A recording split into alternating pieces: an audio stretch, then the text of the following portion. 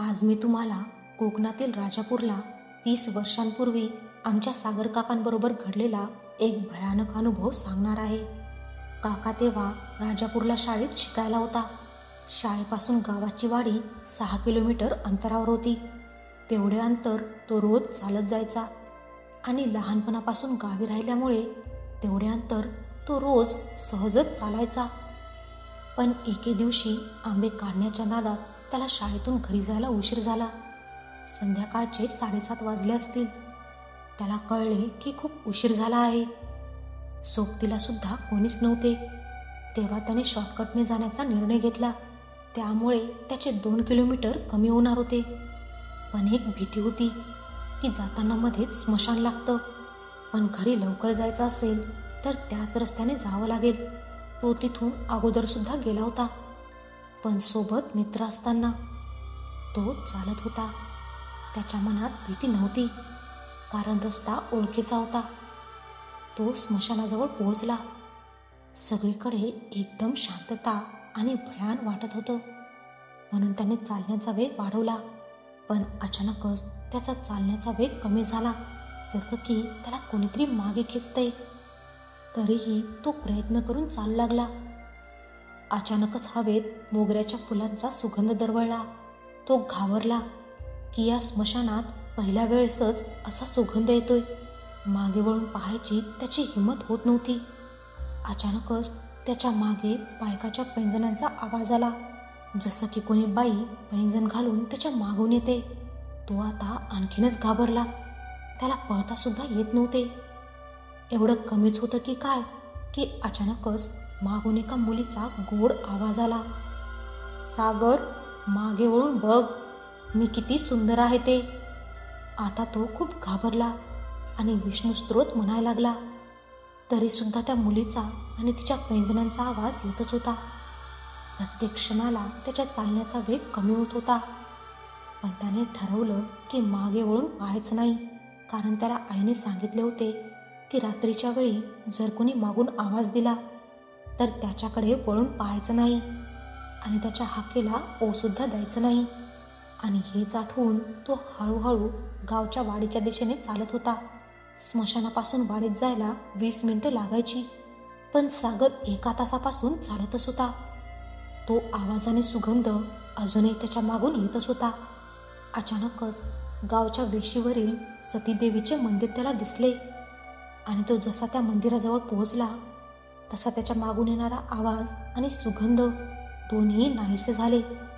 आणि अचानकच पायात जे बंधन वाटत होते आणि चालण्यास त्याला ज्याच्यामुळे अडथळा होत होता तो नाहीसा झाला.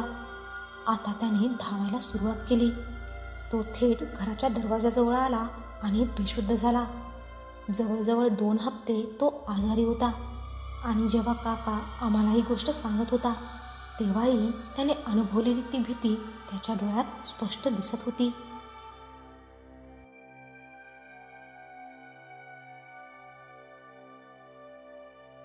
नुकताच लग्न झालेला उमेश मुंबईवरून बायकोला घेऊन गावात आला. मुंबईमध्ये तशी सुट्टी मिळणे अवघड, परंतु उमेशच्या प्रामाणिकपणामुळे त्याला सुट्टी मिळाली होती. घर तसं भलं मोठं. अंगणात 2 विहिरी, पिंपळ, गोळभेंडी, चिंच अशी मोठाली झाडे अंगणात वाढली होती. त्यावेळी गावात लाईटचा संप असायचा. त्यामुळे बरेच लोक जेवण करून अंगणात झोपी जात. उमेश आणि त्याच्या घरचे देखील जेवण करून अंगणात गप्पा मारत व नंतर झोपी जात. असेच 2 दिवस गेल्यावर एका रात्री अचानकच उमेशला जाग आली. जवळ ठेवलेले पाणी संपले होते, म्हणून तो तसाच घरात गेला. पाणी पिऊन तो पुन्हा अंगणात आला.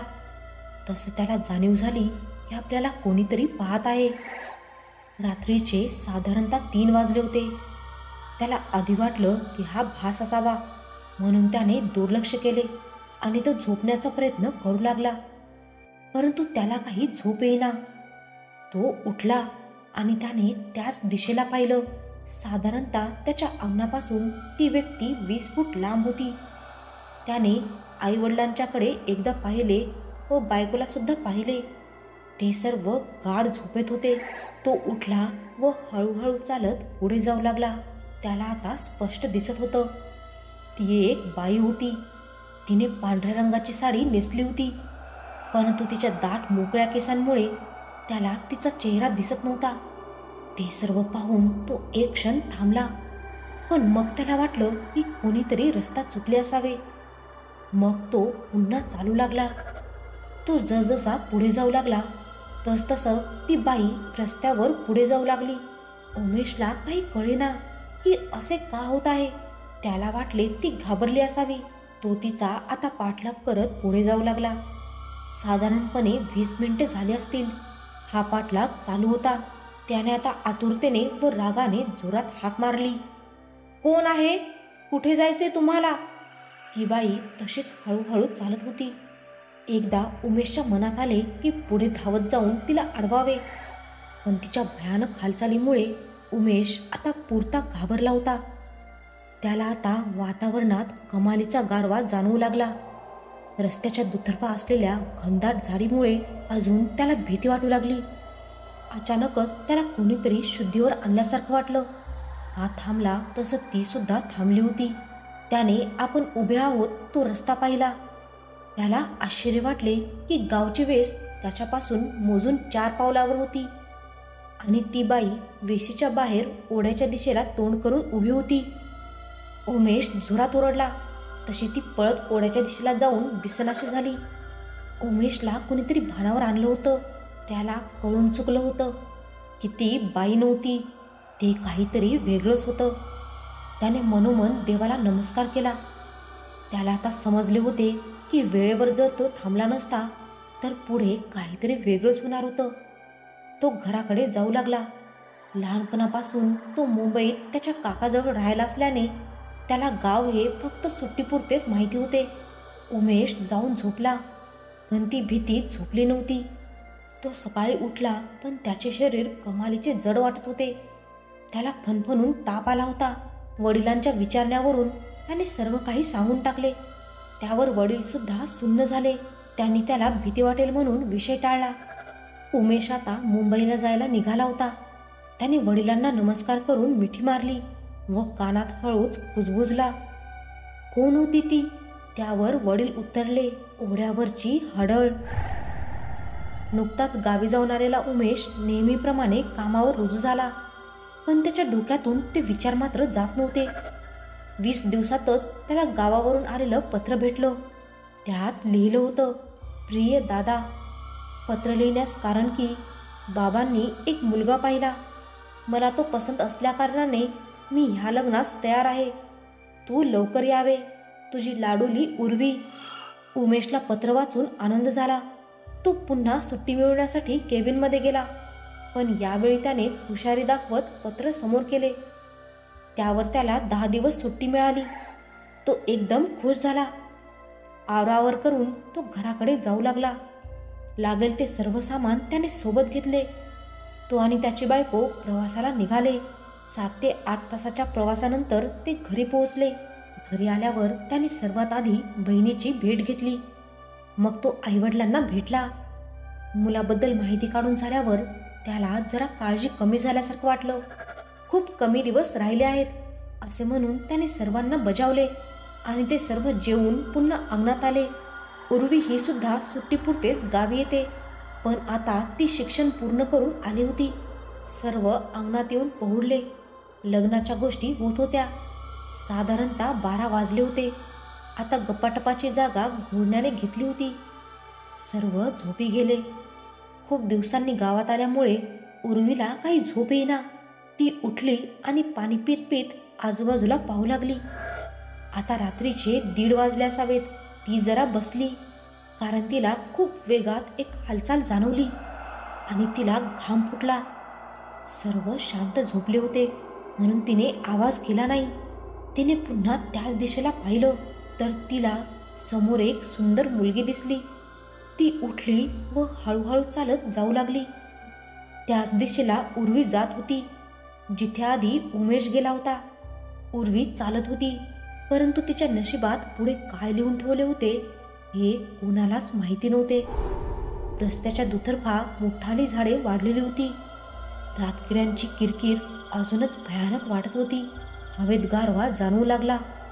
पण उर्वी चालत होती. आता फक्त तिला घुंगरांचा आवाज येत होता. उमेशच्या श्रद्धेने त्याला साथ दिली होती, पण उर्वी वेस ओलांडून पुढे आली होती. आता उर्वीला ती मुलगी आणखीन जवळ दिसत होती. अचानकच चालत असताना उर्वीला ठेच लागली आणि ती पडली. 10 ते 15 पावलावर असलेली ती थांबली. उर्वी जरा भानावर आली. उठण्याचा प्रयत्न करत असताना तिची नजर तिच्या पायांवर गेली. उर्वी जरी अभ्यासात हुशार असली तरी हा खेळ तिच्यासाठी नवीन होता. उर्वीला कळून चुकलं होतं आपण कुठे आहोत, पण आता नाईलाज होता. ती ओढ्याच्या अगदी समोर येऊन उभी होती. भीतीने कापत होती. तिच्या अंगावर शहारे येत जात होते. क्षणात समोर आलेली ती गायब झाली. उर्वीला वाटलं सुटका झाली. ती वळणार इतक्यातच हसण्याचा विचित्र आवाज आला.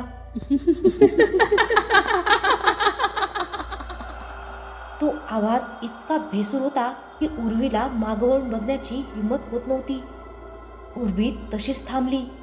मनात ती सर्व देवांना विनवणी करत होती. तसा तो आवाज जरा कमी झाला आणि पाण्यात पाय सोडून कोणतरी बसला आहे असं उर्वीला जाणवलं. पैंजण वाजत होते. थंडगार वारा जोरात सुरू होता. जणू काही तोही आज उर्वीला मारू पाहत होता. 3चा प्रहर संपत आला होता.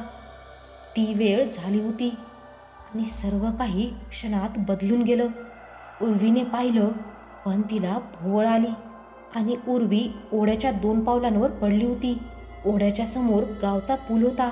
4:30 ते 4:45च्या दरम्यान उर्वीच्या आईला जाग आली. तिने आधी अंगणात सर्व ठिकाणी नजर टाकली. नंतर ती घरात गेली. उर्वी कुठेही नव्हती. आता मात्र आईने आरडाओरडा सुरू केला. सर्व धावत आजूबाजूला शोधत होते, पण उमेश मात्र वेगळ्याच विचारात होता. त्याच्या मनात शंकेची पाल चुकचुकली. तो धावत ओढ्याच्या दिशेला गेला. तिथे गेल्यावर त्याला 2 माणसं आणि आपली बहीण पडलेली दिसली. ते वाटसरू म्हणाले, आम्ही पुलावरून जाताना ही दिसली. त्याने तिला पाणी मारून शुद्धीवर आणले आणि घरी नेले. तापाने ती चांगलीच फणफणत होती. दवाखान्यात जाऊन समजले की ती घाबरली होती. घरी आल्यावर आईने तिला विचारले, तू तिकडे कशी पोहोचली? उर्वी म्हणाली, आई, मला खरंच आता काही आठवत नाहीये. यावर उमेश म्हणाला, आता तिला आराम करू द्या. पण उमेश स्वतः विचारात अडकला होता. एकीकडे लग्नाची तयारी आणि आता हे नवीन काही समोर यायला नको.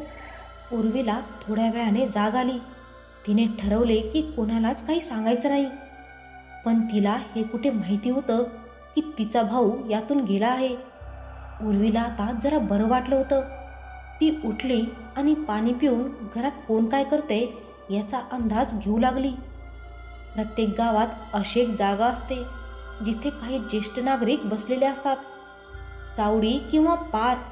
तिने सरळ जाऊन धाडसाने त्यांना सर्व समजावून सांगितले. 4 आजोबांनी सांगितलेली गोष्ट ऐकून उत्तर दिले, तू वाचलीस, आता ह्यात पडू नकोस. पण उर्वी काही ऐकायला तयार नव्हती. तिने खूप विनवणी केली. त्यावर एक आजोबा म्हणाले, ज्या 1-2 लोकांनी तिला पाहिले त्यांची दृष्टी गेली आहे. ती मुलगी ह्याच गावातली. एका मध्यमवर्गीय कुटुंबात जन्मलेल्या त्या मुलीला जन्मतःच एक आजार होता. एकुलती एक मुलगी म्हणून खूप लाडाची. 17 ते 18 वर्षांची झाली, पण दीर्घ आजाराने मरण पावली.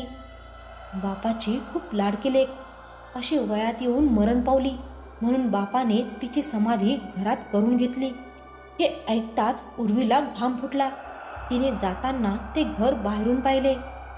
न राहून ती जवळजवळ जात होती. घरात फक्त एक जरा वयस्कर बाई दिसली. ती काही कामात व्यस्त होती. उर्वी 2 पावलं आत आली आणि उजवीकडे पाहताच तिला समाधी दिसली. तशी ती घाबरून पळत घरी गेली. उर्वी अंथरुणात शिरली. तिला कळेना की असं कसं होऊ शकतं. घरात अशी समाधी कशी बांधू शकतात. उर्वीने नकळतपणे संकट ओढावून घेतले होते. नकळतपणे ओढावलेल्या संकटाची उर्वीला जाणीव नव्हती. खूप विचार करून तिला तिथे झोप लागली. घरात तिची वहिनी आणि आई कामात व्यस्त होत्या. उमेश आणि वडील बाहेर गेले होते. उर्वीने स्वप्नात पाहिले की आपल्या सतत कोणीतरी मागावर आहे आणि ती दचकून उठली. मग हे स्वप्न होतं म्हणून जरा शांत झाली. दिवसभर तिला कसलाही भास झाला नाही.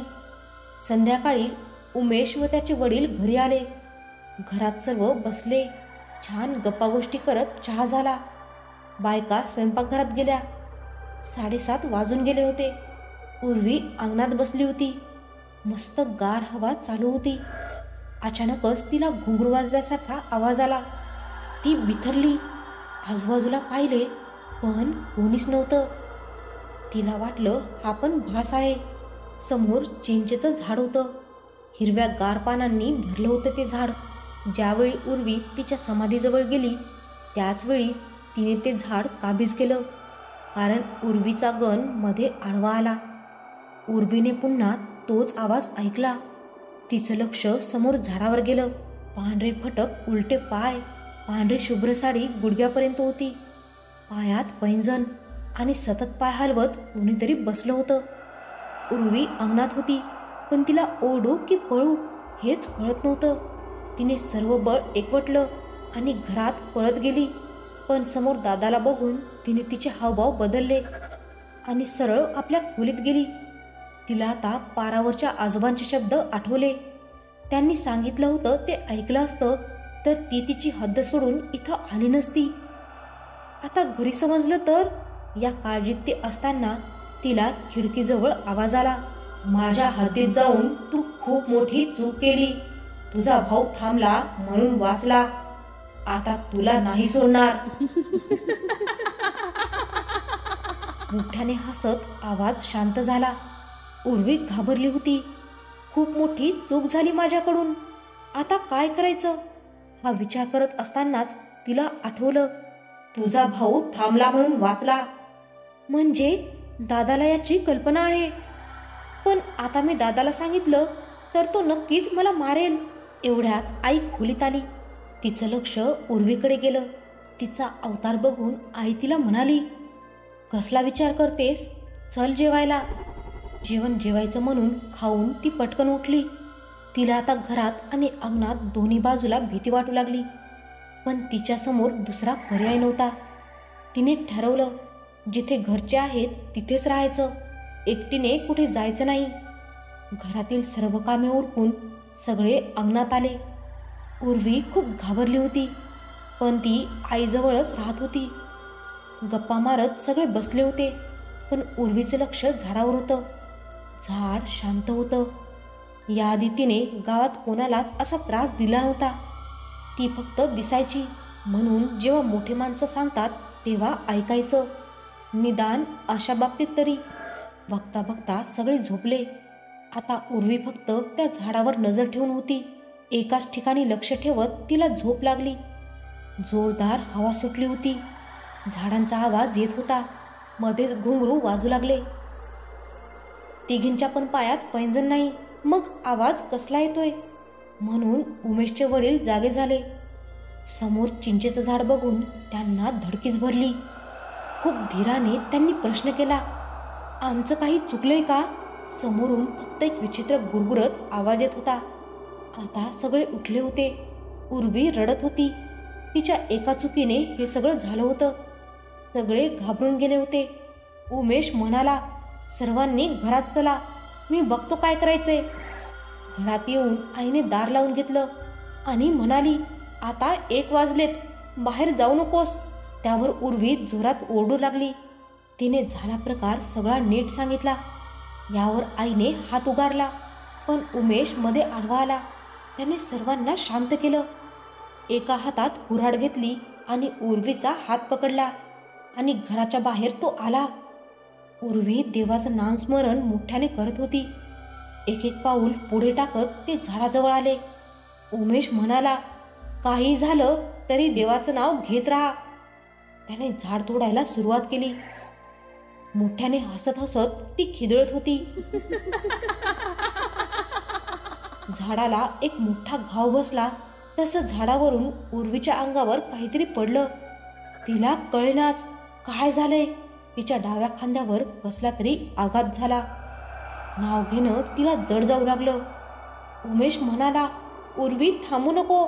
त्याने तिला हात लावला. काळोख इतका भयानक होता की आपल्या बाजूला असलेली बहीण त्याला दिसत नव्हती. त्याने तिला हात लावला. त्याच्या हाताला काहीतरी ओलं जाणवलं. कुऱ्हाड टाकून त्याने उर्वीला घरात घेऊन जाण्यासाठी पावलं टाकण्याचा प्रयत्न केला, पण त्याचे पाय हलत नव्हते. त्याला वाटले, आता मी पण गेलो, काही खरं नाही. त्याने अंधारात चाचपडत खाली हात नेऊन अंदाज घेतला. झाडांच्या मुळ्या होत्या त्यात तो अडकला होता. उर्वी बेशुद्ध झाली होती. जरा हिम्मत करून त्याने पाय बाहेर काढले आणि घरात गेला. उर्वीला पाहिले आणि सगळे घाबरून गेले होते. उर्वीच्या दंडावर असा आघात झाला होता जणू तलवार उभी पडली असावी. रक्त वाहू लागले. उर्वीचे बाबा बाहेर आले. त्यांनी आजूबाजूच्या लोकांना माहिती दिली. उर्वीला शुद्धीवर आणण्यासाठी प्रयत्न करणं गरजेचं होतं, कारण वार हा एका अशुभ शक्तीकडून झाला होता. लोक जमा झाले. असा प्रकार त्यांनी गावात याआधी पाहिला नव्हता. गावातील 9 ते 10 जाणकर माणसं घरात जमा झाली. एवढ्या रात्री गावाबाहेर दवाखान्यात जाणं शक्य नव्हतं, कारण एवढ्या रात्री कोणता डॉक्टर मिळणं जवळजवळ अशक्य होतं. घरातच काहीतरी बांधून रक्त येणं थांबवलं होतं. एका माणसाने सुचवलं, त्याला ह्या प्रकारच्या गोष्टी माहिती असणारा असा माणूस माहिती होता, जो ती विद्या जाणतो. पण त्याला घेऊन येणं हाच एक मोठा प्रश्न होता. रात्रीचे 2:15 झाले होते. उमेशला घरी थांबणं गरजेचं होतं. जमलेल्यापैकी 4 जणांनी पुढाकार घेतला आणि वेळ न घालवता ते तडक शेजारच्या गावात निघाले. थोडा वेळ सर्व शांत होतं. 3 वाजले होते. तो जाणकार व्यक्ती आला होता. अगदी साधा, सडपातळ, जेमतेम उंची आणि चेहरा तजेलदार. त्याच्या नजरेत एक वेगळी चमक होती. त्याने उर्वीला पाहिले आणि मग तो झाडाजवळ गेला. उमेश, गावकरी आणि उमेशचे वडील अंगणात आले. तो माणूस काहीतरी संवाद साधण्यासाठी प्रयत्न करत होता. त्यावर त्याला हे समजलं की घरात समाधी असल्याने तिचा आत्मा तिथेच अडकला होता. तिला कोणताच त्रास द्यायचा नव्हता, पण उर्वीने नकळतपणे रहस्य उलगडण्याचा प्रयत्न केला होता. म्हणून ती उर्वीला जाणीव करून देत होती. आता फक्त प्रश्न होता की समाधी घरातून बाहेर माळरानावर कशी बनवावी. ब्रह्मकाळ चालू झाला आणि ती गायब झाली.